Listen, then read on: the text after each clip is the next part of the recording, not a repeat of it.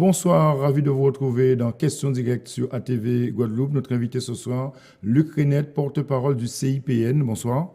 Bonsoir, monsieur Eddy Planté. Alors, avec vous, nous allons évoquer justement cette grande marche de mai 1802 que vous faites depuis 4 années maintenant. Ce sera samedi entre Basse-Terre et Pointe-à-Pitre. Est-ce que vous avez le sentiment aujourd'hui que les Guadeloupéens ont pris conscience que l'histoire est mieux maîtrisée aujourd'hui par les Guadeloupéens? Alors écoutez, si on en juge par l'adhésion, l'engouement des Guadeloupéens, le fait que nous ayons de plus en plus d'associations et même de groupes culturels qui participent, qui sont partenaires de cette marche, je dirais oui. Mais en même temps, je me dois de vous dire que, à titre personnel, je ne suis pas encore assez satisfait de la connaissance minimale qu'ont nos compatriotes de leur propre histoire. Et souvent, on confond, puisqu'on est dans la période d'abolition de l'esclavage, on pense que nous célébrons l'abolition de l'esclavage. Non, nous travaillons sur 1802, une période où les Guadeloupéens étaient libres, parce que je rappelle que de 1794 à 1802, il y a eu la première abolition de l'esclavage, enfin, durant la période. Et qu'après 1802, il y a un rétablissement par Napoléon Bonaparte jusqu'en 1848.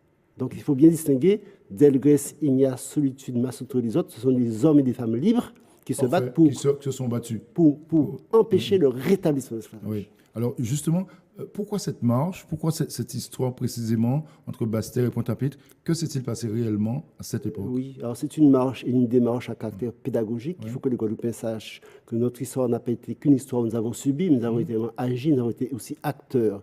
Je rappelle que jusqu'au 6 mai 1802, la Guadeloupe avait un gouvernement provisoire dirigé par M. Pélage, et que le 6 mai arrive l'escadre de Richepense, donc à Pointe-à-Pitre. Très vite, Ignace se rend compte que Richepense a les ordres pour rétablir l'autorité, entre guillemets, de la France et l'esclavage. Donc, il quitte rapidement Pointe-à-Pitre avec 200 hommes en direction de Petit Canal, où ils vont effectivement réquisitionner des canots de pêcheurs pour se rendre à Déé et de là remonter la côte sous le vent et arriver le 9 au soir, près de Delgrès, qui occupe le fort Saint-Charles à l'époque. La résistance guadeloupéenne va s'organiser à partir de là. À partir du 10 mai 1802, il y a 3 événements fondamentaux. Le premier, c'est la proclamation de Delgrès à l'univers entier, le véhicule de l'innocence. Ce 10 mai, également la bataille de Dolé, où Palerme et comment s'appelle encore Jacquet, eh bien, ils bloquent l'armée française qui s'est passée par Dolé pour arriver sur Basse-Terre. Et ce même 10 mai, il y a des débarquements, bien sûr, de la flotte de Richepense à Duplessis. Donc, c'est un jour important. La guerre va durer du 10 mai au 28 mai, avec les épisodes que l'on sait, c'est-à-dire la mort d'Ignace le 25 mai 1802 à Bainbridge, avec 675 Guadeloupéens. 100 autres seront exécutés sur la place de la Victoire le lendemain.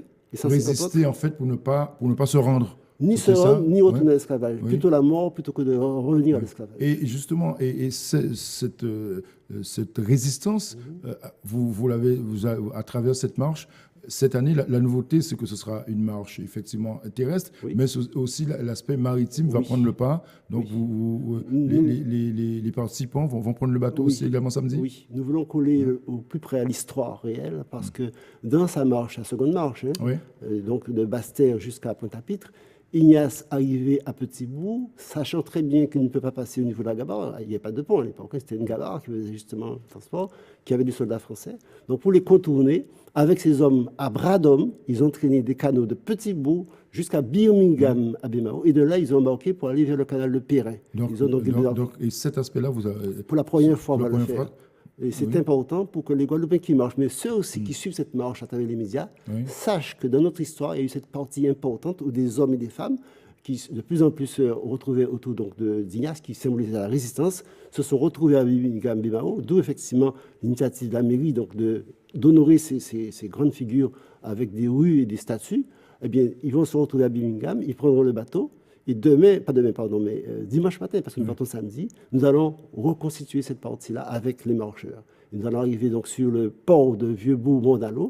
De là, nous partions encore jusqu'à Perrin, au niveau du 10, et on reprend la marche jusqu'au boulevard des Héros pour terminer devant la statue d'Ignace. Donc, il faut une vraie organisation. Donc, ce sera le départ à 17h à Basse-Terre. Précise. 17h à Basse-Terre. Oui. Et ceux qui veulent partir de Pointe-à-Pitre, il y a un car qui part devant le centre culturel Sonis à 15h. Il faut être là depuis 14h.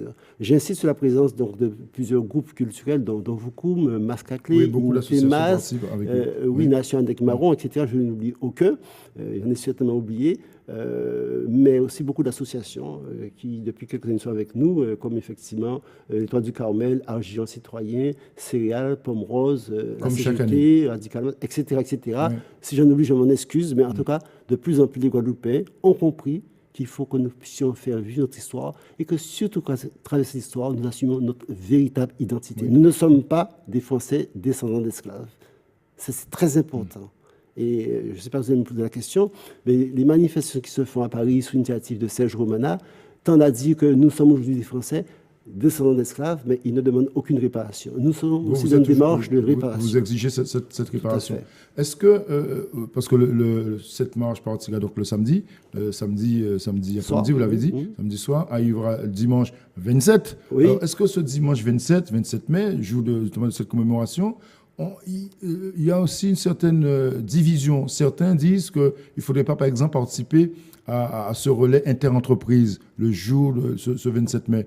Vous, quelle est votre vision là-dessus? Alors, vous savez, au début, ce relais interentreprise avait véritablement une vocation, je dirais, à rappeler l'histoire. Oui. Et au fil des années, on a vu que c'est une démarche commerciale. Il faut dire les choses comme elles sont. Parce que les différentes entreprises qui participent payent des gens pour faire partie de leurs équipes. Donc, vous dites que la compétition a pris le pas sur l'aspect mémoriel. Tout à fait. Ouais. Et c'est déplorable. Par contre, partout où les gens, effectivement, associations ou villes, font des manifestations pour rappeler notre histoire, pour valoriser nos ancêtres, nous disons bravo. Mais c'est vrai que le relais interentreprise a pris, je dirais, un sens qui nous dérange. Ça voudrait dire qu'il faut. Vous êtes pour un changement de la date de ce relais entreprise? Ah ben écoutez, ils font ce qu'ils veulent. Non, simplement, non, on ne peut pas nous interférer. Simplement, nous avons le droit de dire que entre les premières années du relais interentreprise, où réellement on parlait d'histoire, où les marcheurs marchaient en conscience, et ce qu'on voit aujourd'hui, il y a même des gens qui sont morts parce qu'ils ont été au-delà de leurs limites. Pour gagner et pour faire gagner leur entreprise. Et après, ça devient quelque part une démarche à vocation publicitaire. Et ça nous pose problème. Luc Rennert, ce combat que vous menez pour la réparation, c'est un combat perdu d'avance ou vous y croyez? Alors écoutez, s'il était perdu d'avance, il y a longtemps qu'on aurait abandonné parce qu'on ne se bat pas pour se battre. Nous pensons qu'il est vital, non pas pour nous seulement, parce qu'en termes de dignité, c'est important, mais nous pensons aux générations à venir. Nous avons besoin, dans les années qui viennent, de moyens financiers durablement et en quantité, de façon à mettre en place des plans de développement économique. Vous voyez l'état de la situation de la Guadeloupe et d'autres pays, effectivement, issus de l'esclavage. Nous pensons qu'il est notre devoir de continuer à nous battre, comme le font les pays de la Caraïbe, de façon à obtenir ces réparations qui sont indispensables. Parfait. Donc, on rappelle cette marche samedi avec une petite participation. Elle est de 20 €, mais elle ne suffit même pas à payer effectivement les frais, notamment pour les bateaux. C'est juste pour l'organisation, les cas, nous avons également effectivement des masseurs. Nous avons des masseurs qu'il nous faut payer. Nous avons des infirmiers qui sont à titre gratuit, mais je dis qu'il y a aussi bien sûr les cas à payer, les ravitaillements. Mais nous avons, ceux qui ne peuvent pas arriver, qui n'ont pas la force d'arriver jusqu'à Pointe-à-Pitre, nous avons des cas qui nous suivent et rentrés. Vous avez tout prévu. Tout est prévu. Je tiens quand même à saluer si vous voulez, l'investissement de certaines communes, comme effectivement Goubert, qui depuis des années est à nos côtés. Il y a cette année aussi les abîmes. Pour la première fois, il y a Goyave, il y a Capester, il y a Bémaro aussi, il y a les abîmes. Donc, il ne faut pas oublier, petit à petit, il y a des communes finalement qui contribuent à leur façon à cette marche. Et je tiens à les en remercier. Parfait. Merci, Luc Rennert, porte-parole du CIPN. Merci d'être venu ce soir évoquer cette marche symbolique de samedi, dans la nuit de samedi à dimanche, entre Basse-Terre et Pointe-à-Pitre. Merci de nous avoir suivis chez vous sur ATV. Bonne soirée. L'info continue. Restez avec nous.